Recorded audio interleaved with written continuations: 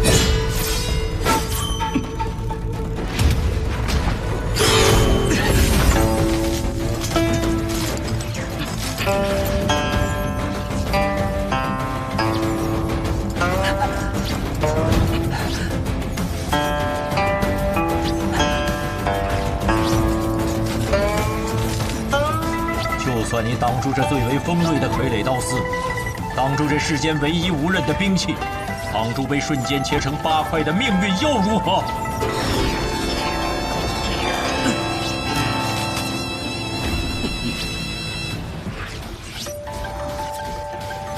你现在用炎魔掌，还有一丝生机。对付你这么个阴阳怪气、不敢正面交手的家伙，不需要炎魔掌。当年的穆家，因为有你我2人，本来是穆家这一代崛起最好的机会。可就是因为你不听师尊所言，我行我素，导致今日的穆家，仍旧是3家之中最势单力薄的一家。我只为自己而活，别人打我，我就打回去；别人要杀我，我就先一步把他们都杀了。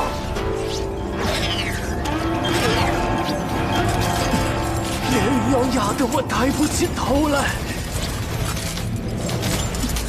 我偏偏要自己站起来。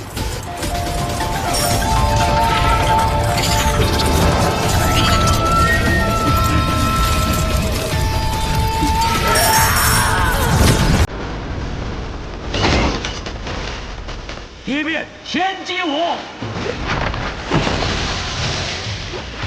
这样才有意思。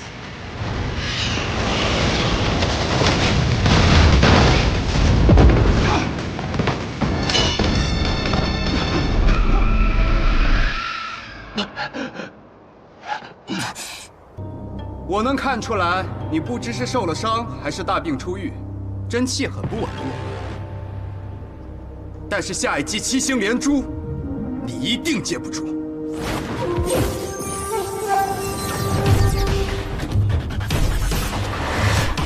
7星连珠，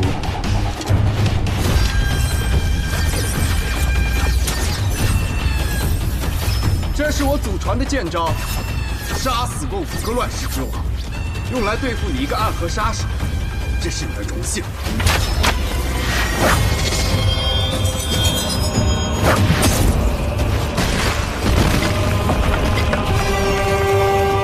这剑的威势，竟比上一剑要凶猛近1倍。这7星连珠，一剑强过一剑。你若再接一剑，你手中的剑必定会断。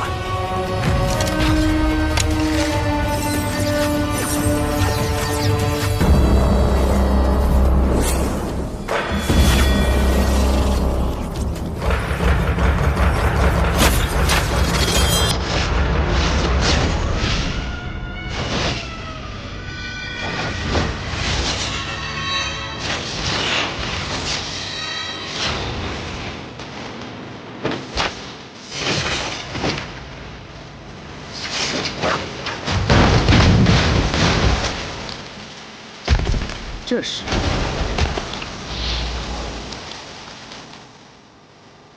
太极剑。一个杀手居然会这世间最缓慢的剑法，但接下来的剑可没那么简单。是吗？可你的剑势分明也在消耗你的气。下一剑，请吧。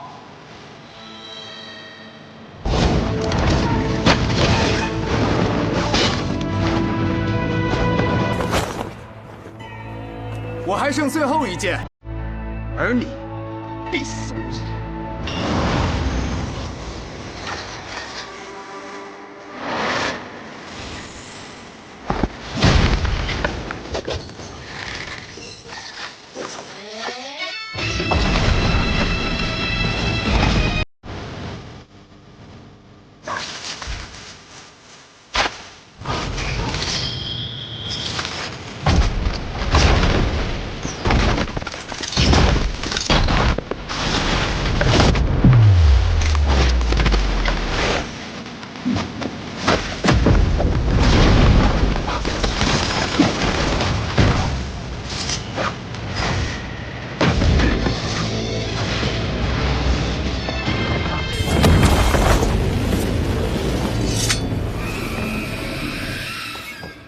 爷爷，两位叔公。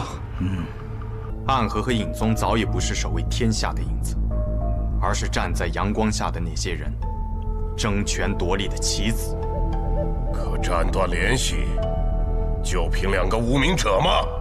凭我足矣。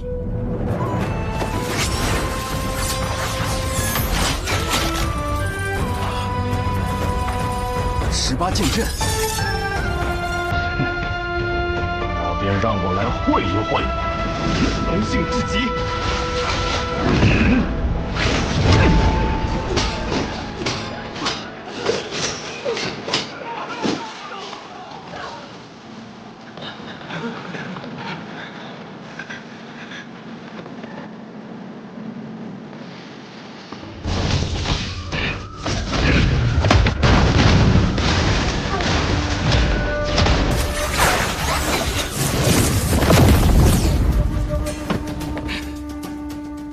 你的剑里藏着一股剑意，我曾见过，是春雨剑意。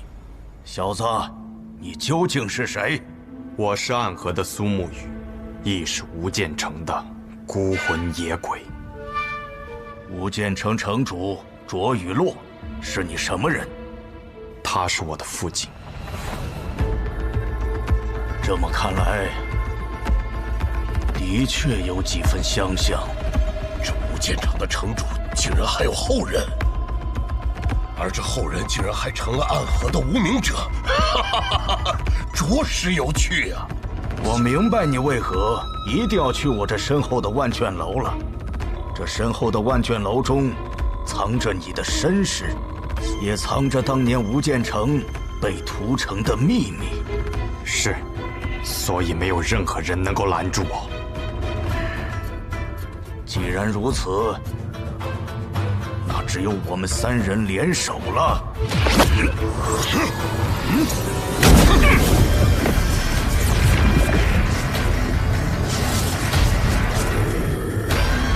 你们真不要脸啊！居然想3打1，那就由我来会会你。昌河，你先退下。你已经很累了，只要我还站着，你便无需动手。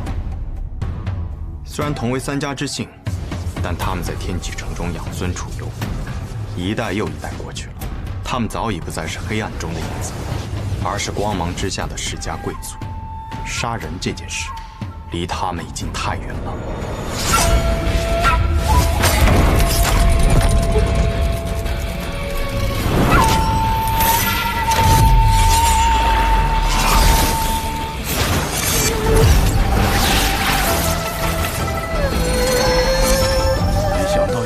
之年，我竟能再次见到真正的18剑阵。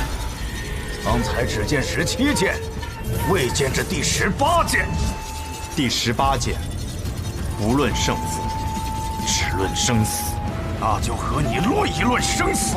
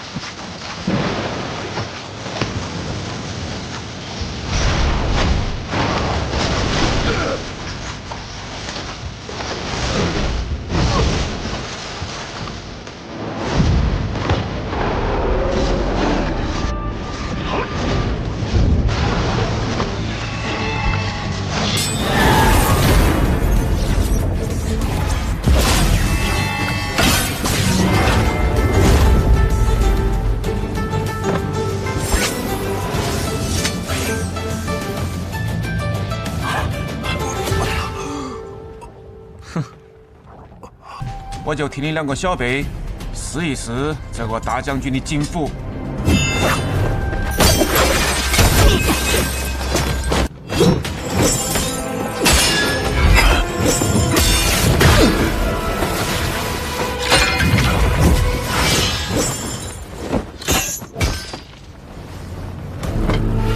嚯，这都是个高手啊！来者何人啊？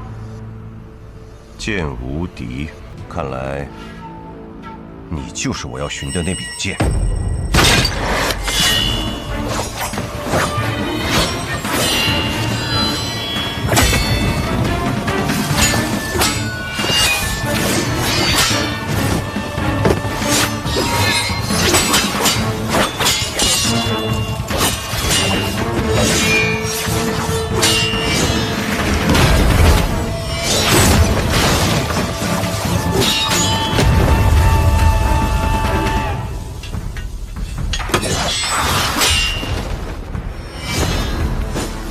虽然我总是陪着苏沐雨做比剑这种事儿，但总觉得这些无聊可笑。只是他喜欢，就陪着他去了。但是现在，忽然又觉得有些意义了。不是，忽然觉得更可笑，因为苏沐雨好像打不过那个。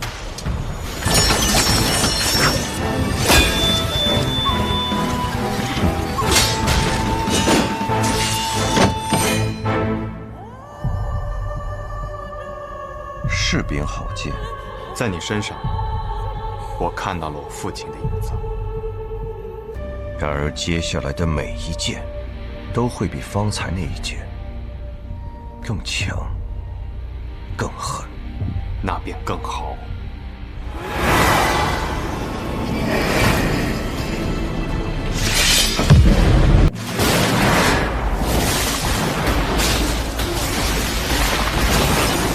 这剑气里竟带着一丝雨意。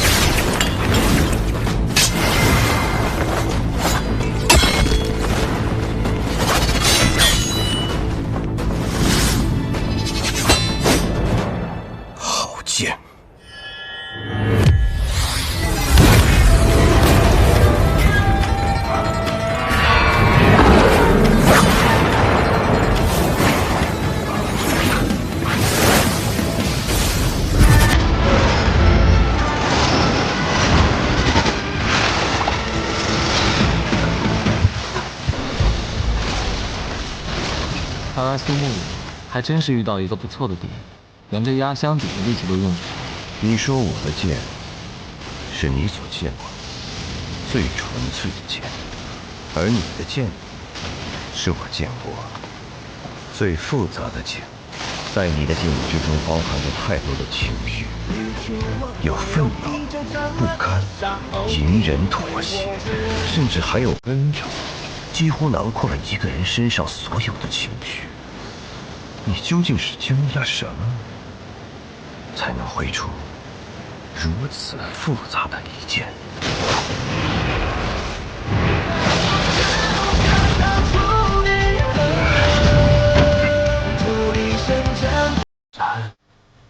一切归于平静。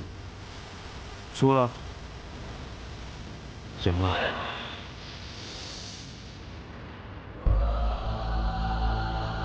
不妙，是非常不妙。既然赢了，那为何还是不妙？因为苏沐雨用了最强的一剑，却没有杀死他，而对手还未尽全力。你们一个也跑不了。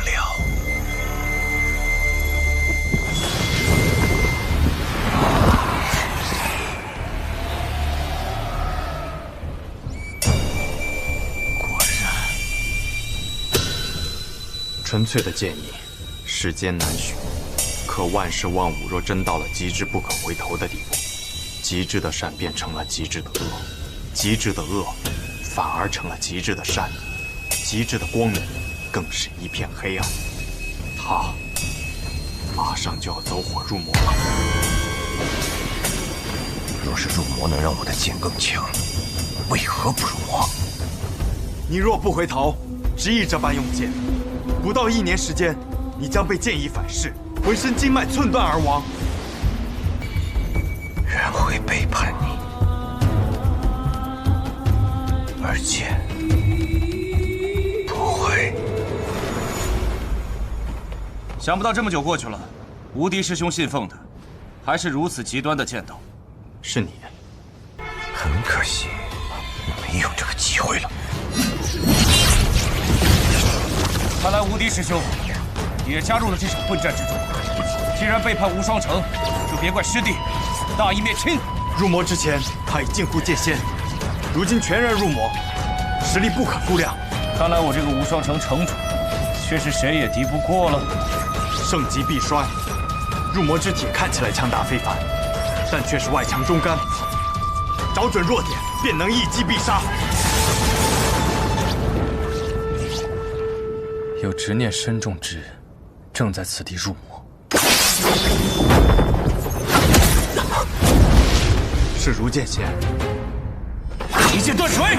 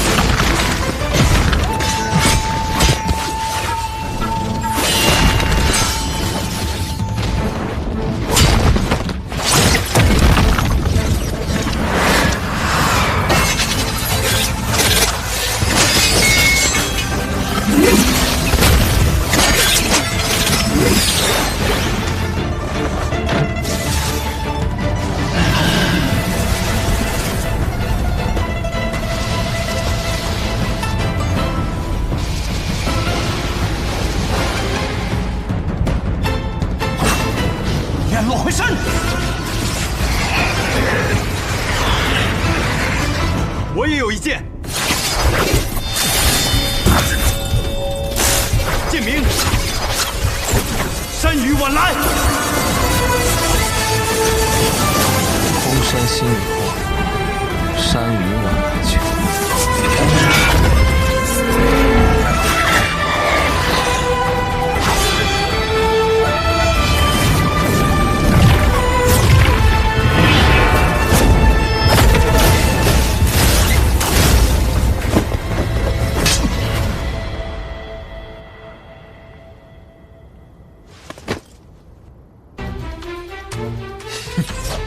既然名作直三鬼，那就送你一柄渡鬼吧。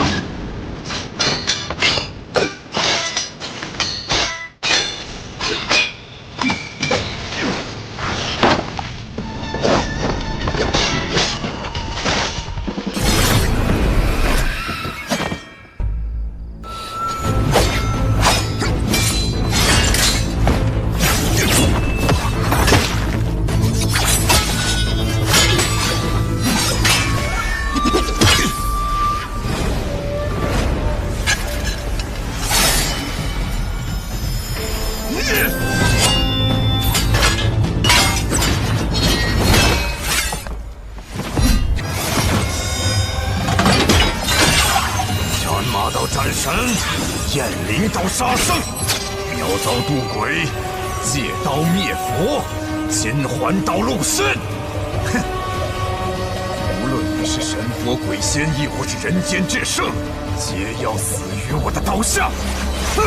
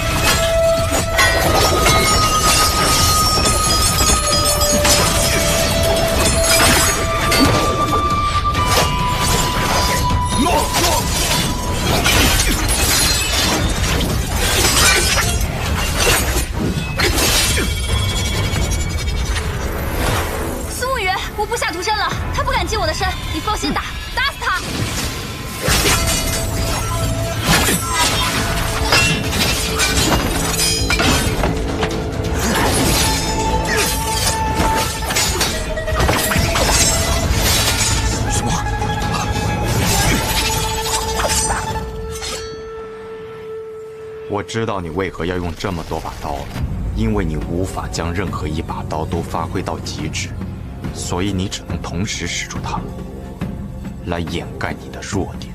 你说的没错，但我会在你斩碎最后一柄前杀了你，直三鬼。如今我和昌河执掌暗河，你应该尊称我为苏家主。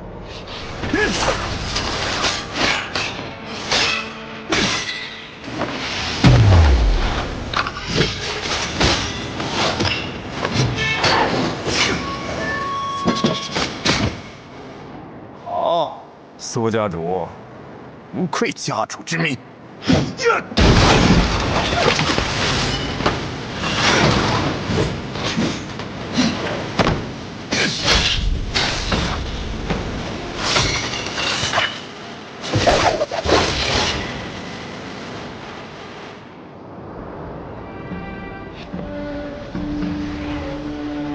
没有人。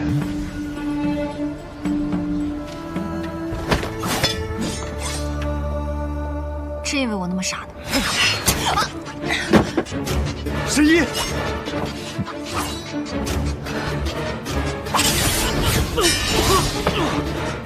动齐，倒虚之阵。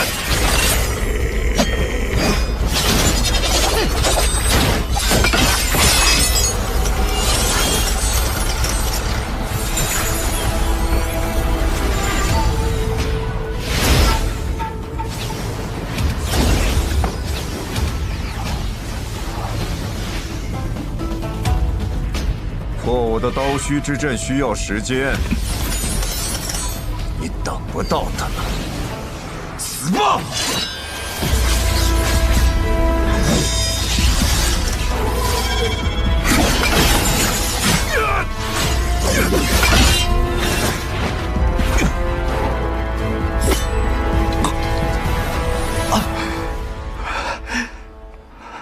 哼，既然求死。赐你一死！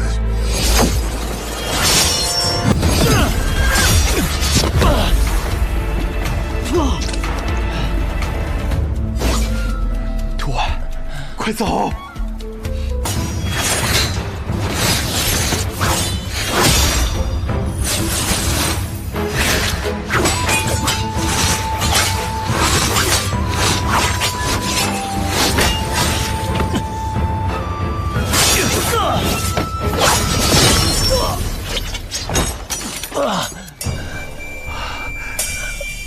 苏公子，我武艺不精，只能行至此处了。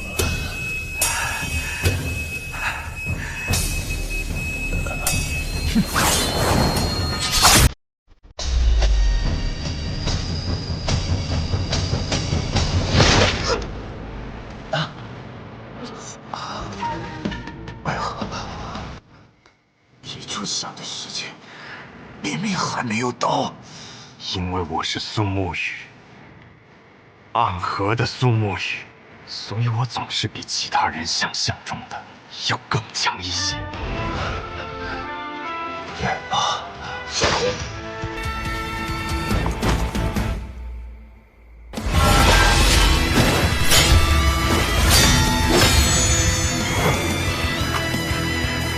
是大名鼎鼎的直僧。此线为界，还请二位不要逾越。谢家的紫靴鬼和刀阎罗。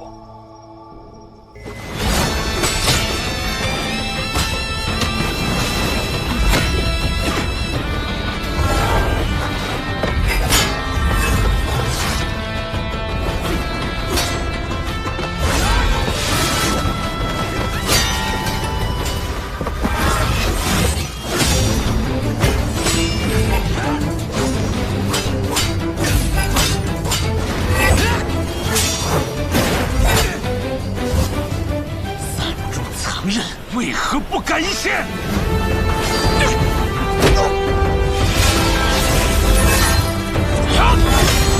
谢家的风舞一之刀，不错，死！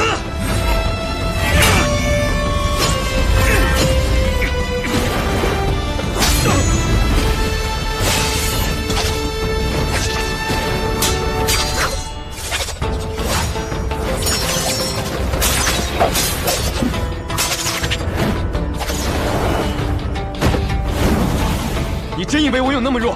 寸刀劲，用得好。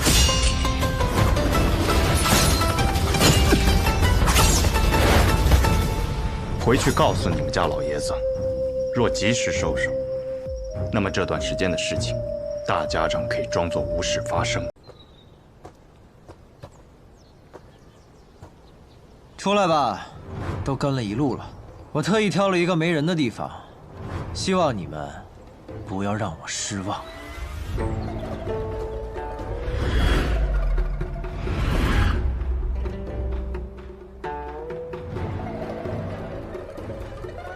都自保一下家门吧，好让我知道我打的是谁。枭首九成，凤凰来仪。那你们知道我是谁吗？你少跟我废话，兄弟们，上！曾经的我。 总觉得离那二字相距甚远，可上一次离开天启时，我持久登陆。这次回到天启，我刀剑双绝。我还记得我年少时的志向，也一直期待说出这个名号。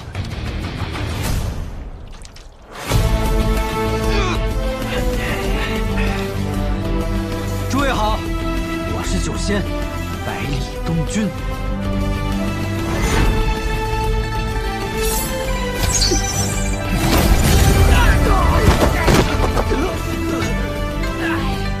今日一战，九仙二字即将名扬天下。公子住手！我与凤凰相依为命20多年，公子，只要你愿意放凤凰一马，我们4人愿做公子的奴仆。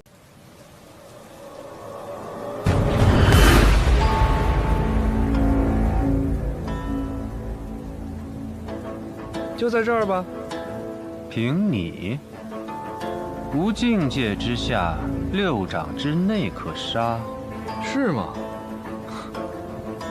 那我就高你一境来杀你。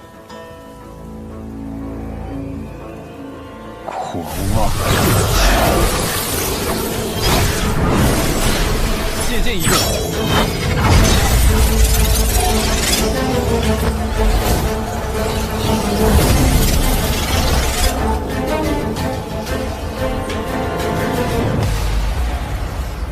昔日仙人扶我顶，我受了这长生。可你是个什么东西，也配来摸我的头啊？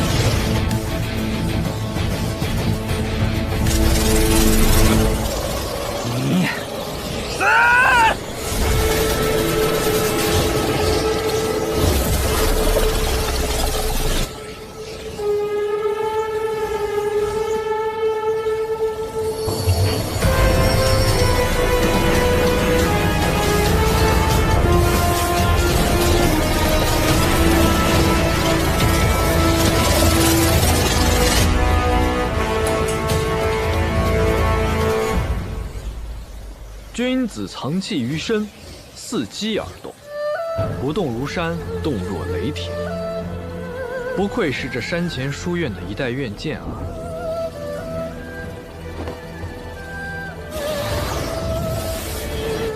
差不多也够了吧，卓强。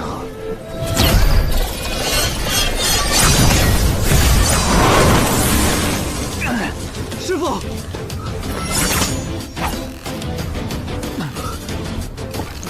师傅，我们的这一场对决，应该是过往30年内最巅峰的一场。你到底是谁？我不都说了吗？我叫南宫春水，是一个儒雅的读书人。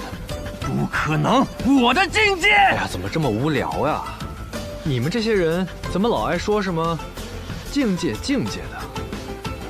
难不成我们交手还要先互报境界？你比我高，我就不打你，算你赢？也不至于吧。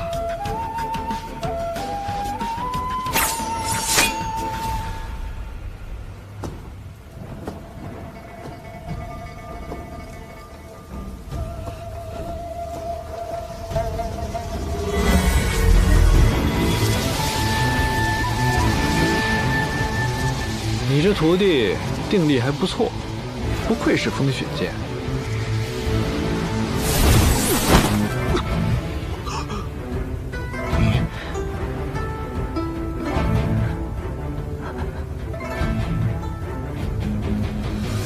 你是李长生？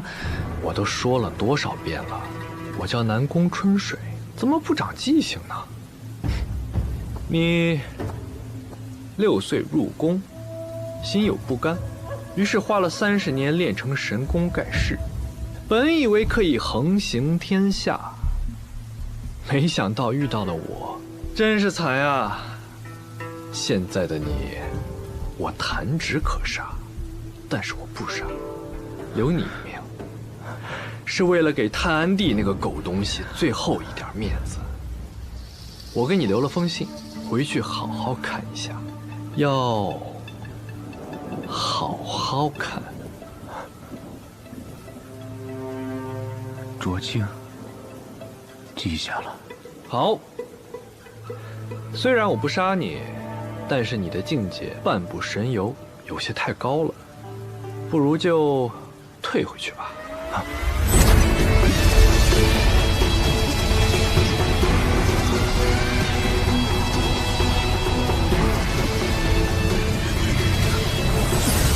师傅，回去记得提醒你师傅，要好好看那封信，很重要的。谨先明白。师傅，走。就不要在老夫面前放肆了。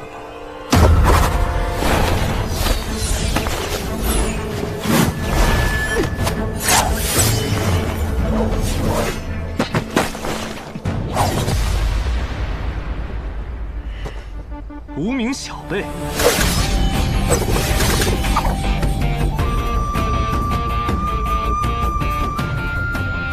这是一成一败，谓之一劫。自此天地以前，则有无量劫矣。此乃无量剑法。你不是赵玉甲，只许你不是诸葛云，不许我不是赵玉甲。没错，我不是赵玉甲，我乃望城山吕素贞座下首席大弟子王一行。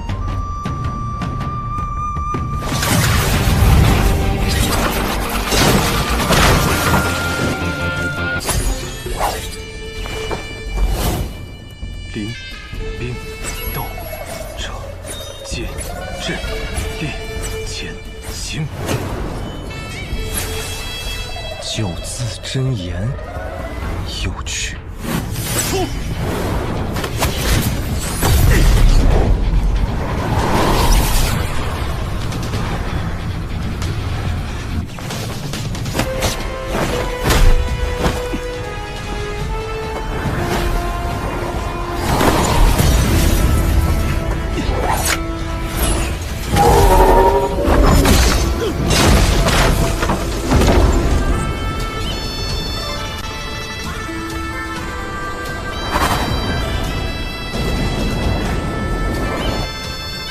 这是不动明王宫。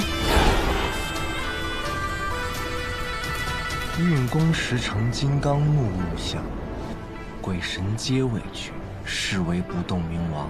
此功已爆发出自己身体里所有的能量，逆境杀人，是世间最蛮横霸道，却也是最伤人伤己的武功。你竟真的能变不动明王？我不信。那就打到你信。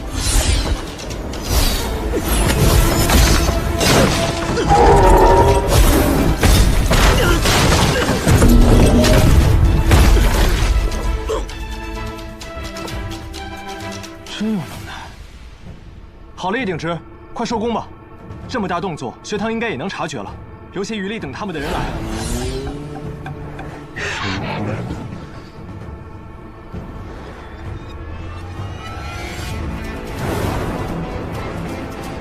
不好，他要走火入魔了。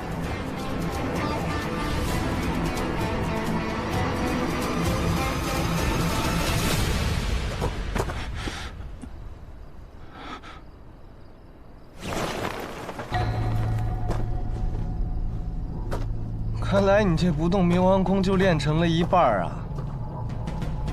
那就莫怪老夫诛灭你这小神了。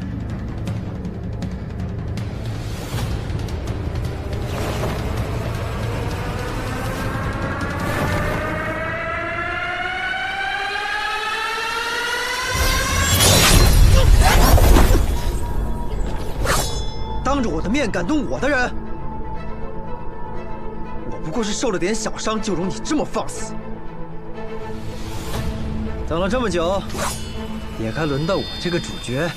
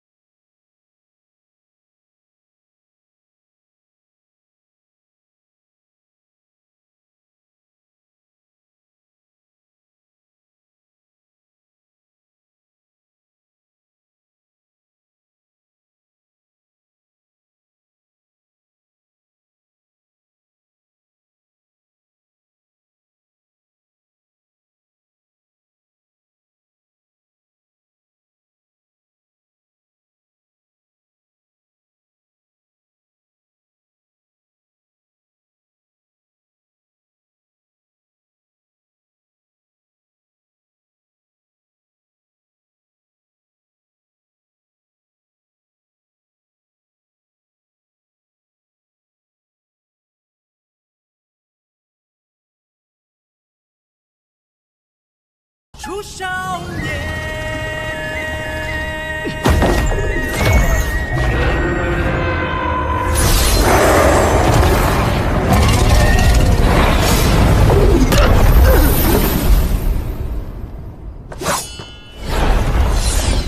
我们会再见面的。他动杀心了。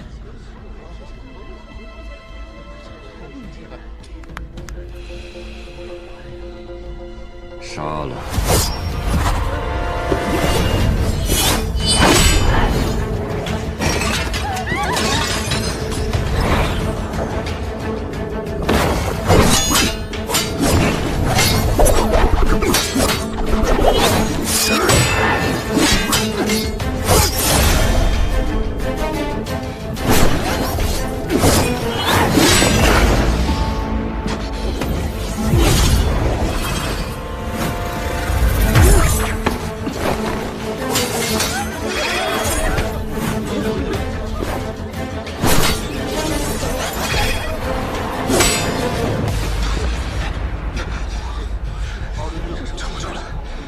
情我开始强不成了，赶紧跑！哼，还想跑？真当我燕家是好欺负的？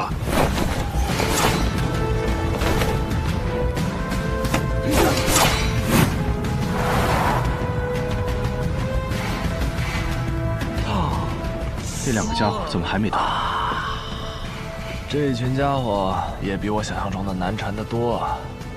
白东军那边应该也撑不了太久，别到时候真的让他们把命都给送了。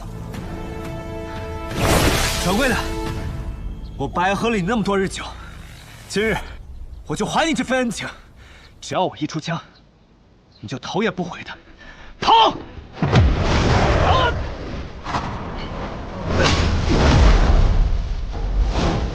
快跑啊！不跑！琉璃！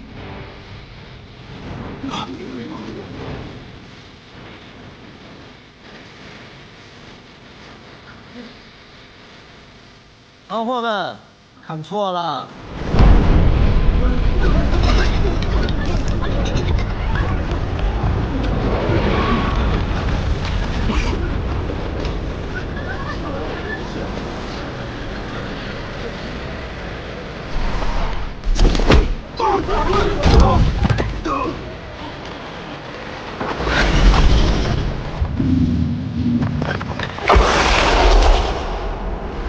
小白，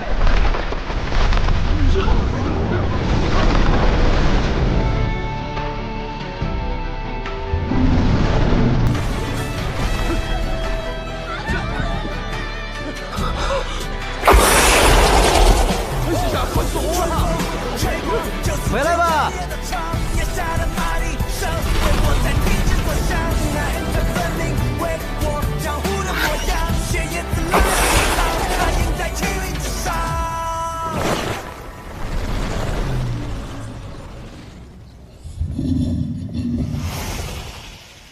藏了这么多时日，也该轮到你好好表现一番了。果然是他，头有犄角，通体银白，身长10丈。这条蛇是温家家主温林豢养的白琉璃。你不姓白，你是温家的人，你姓温，你叫温东君。好难听的名字呀！琉璃从小和我一起长大，外公在我出生之时便将它赠予了我。还有，我不姓温，姓百里，我叫百里东君。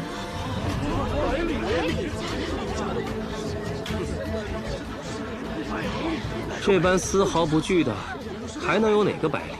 当然是镇西侯百里洛尘的那个百里。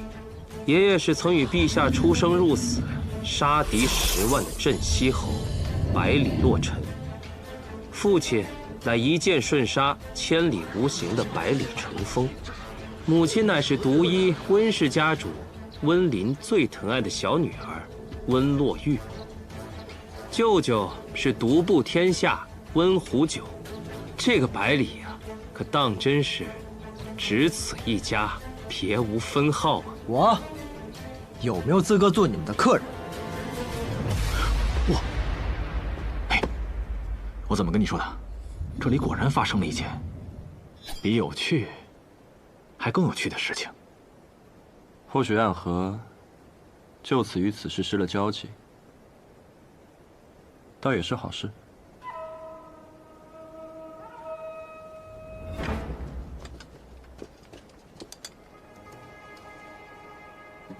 小姐，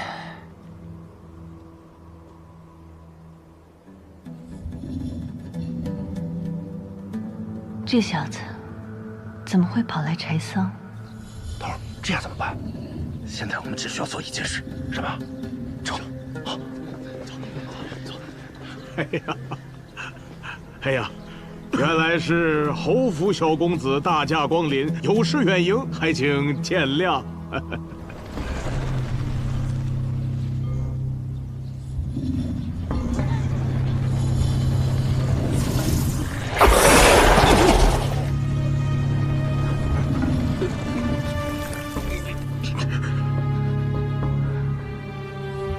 来抢亲的，你要是远赢了我，这亲我还怎么抢啊？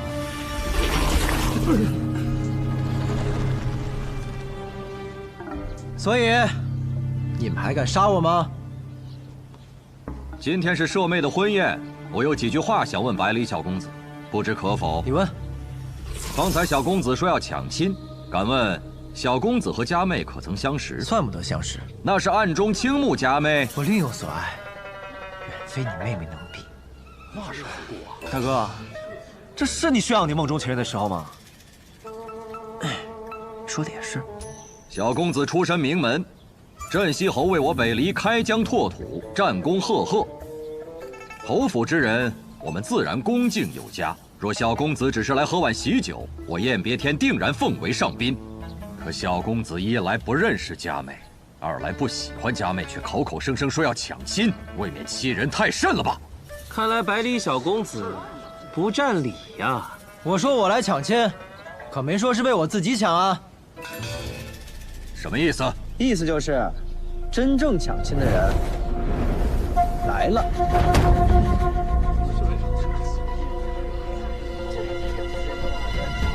这是棺材啊！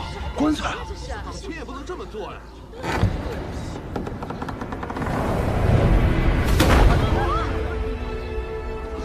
顾若离，不错，真正抢亲的人就是他。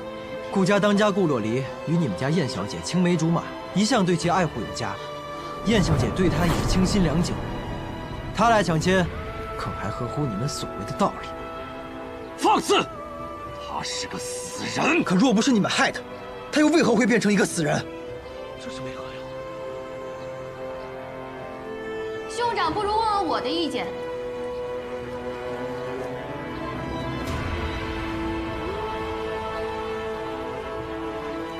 我燕琉璃愿意嫁给顾若离。你们都听到了吧？在爱人的眼中，那个人便是那个人。无论他变成什么模样，只要是他，那便是独一无二、最珍贵的存在。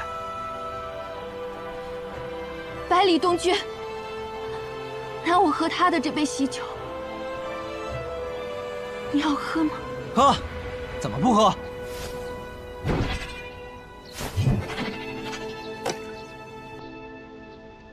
干！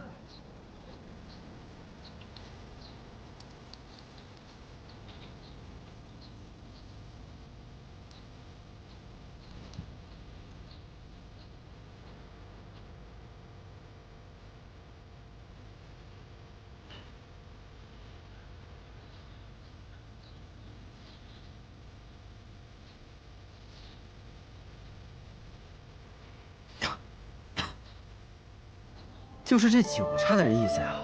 你应该提前找我预定的，我还能给你个友情价。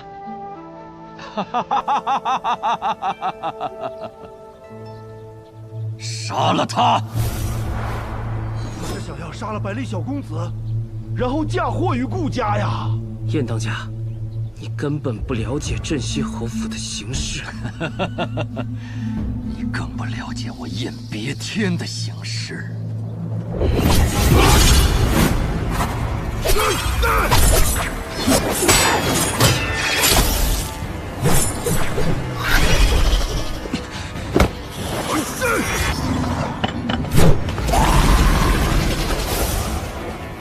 反了你了！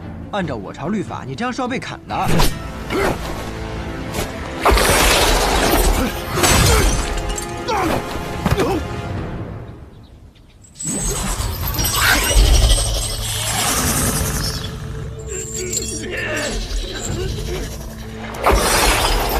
小白，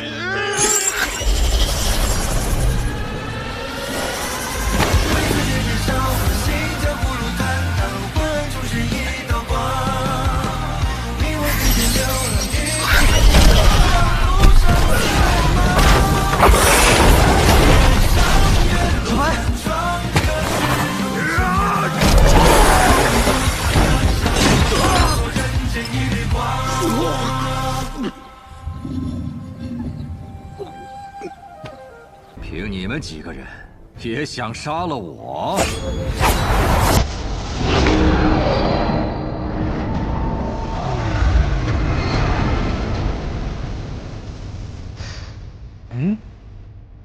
像刚才我才是绝对的主角呀，怎么现在所有目光都到他身上了？你啊，靠的是自己祖辈上的名声，而他，你看，靠的是自己的剑。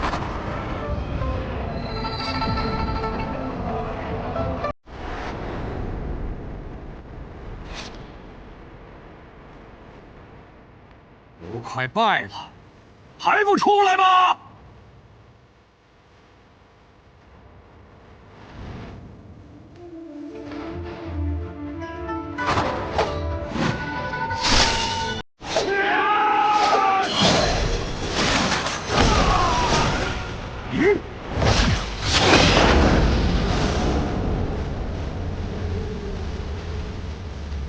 家的冰石剑，剑门。既然如此，我们便不死不休！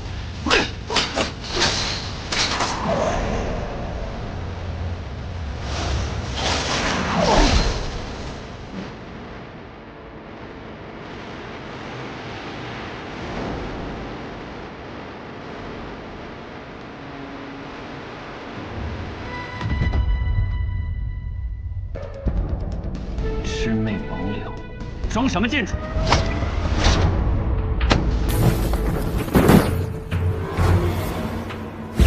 君不见，玄武万剑，天下众魔何敢敌？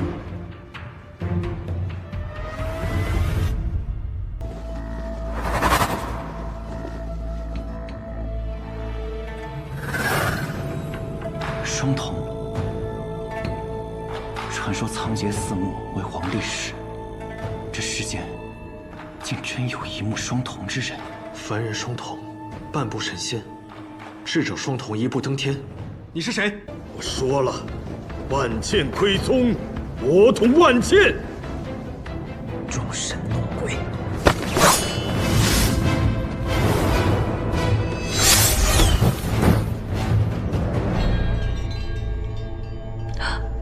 小心，现在敌人在暗，我们在明。大殿一片漆黑，我们看不到他，他也能看不到我们。双瞳之人。一瞳属日，一瞳属夜，想必此刻在他眼里，楼内之景纤毫毕现，而我们才是4个瞎子。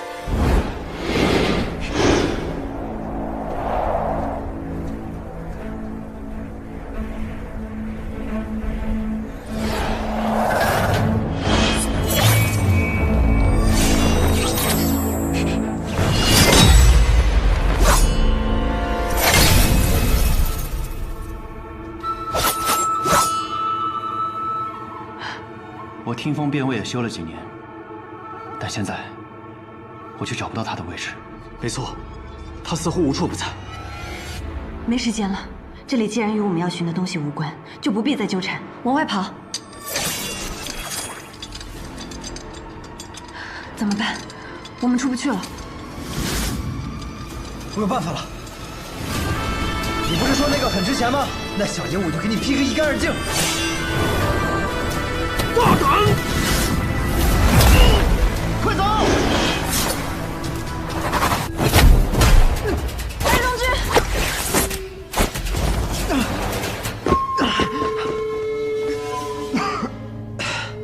你们刚才就应该别管我，直接跑啊！浪费了我这招声东击西。既然逃不了，那就打吧。 4个打1个，还怕我们拳头不够硬吗？你跟他对一拳，就知道你的拳头硬不硬了。虽说我刚踏入江湖不久，但我还是看得出来的。此人为逍遥天境，咱们几个金刚凡境，根本就不是他的对手。你错了。哪儿错了？我不是金刚凡境。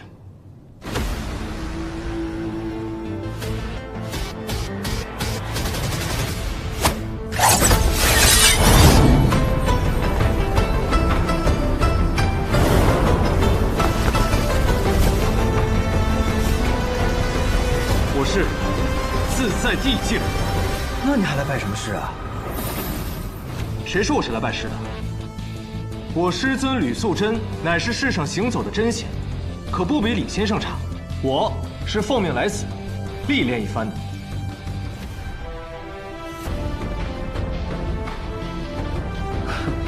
今怎么了？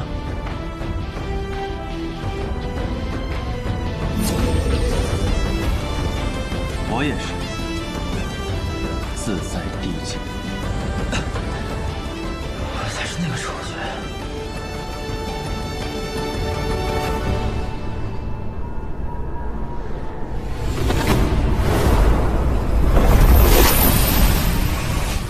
不打了，你们4个走吧。为何忽然放了我们？刚才你们有机会抛下那个用剑的小子独自逃跑，却没有那样做，我觉得很满意。所谓学堂的考核，不过是一个我满意。若要你们真的打过我，才能算作通过，那还拜什么师？你们自己就可以当老师了。你们以后也需记住这一课，不管何时，都不能放弃自己的同伴。鼎之记下了。